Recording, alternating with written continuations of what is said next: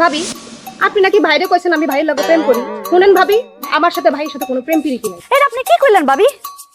এইলার মতো ভালো মানুষ দুনিয়াতে আর একটা আছে, আর আমি কি আপনার সাথে দেখতে কম নি? হ্যাঁ, কি করবো?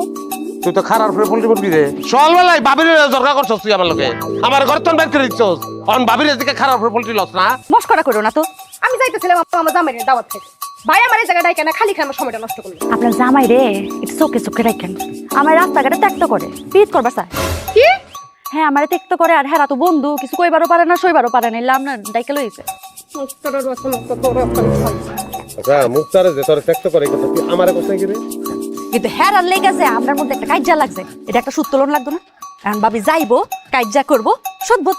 তুই তো জিনিস রে মেড ইন জার্মানি, সারা দুনিয়া আগুন লাগানোর ক্ষমতা রাখছ তুই। এখন বুঝছো?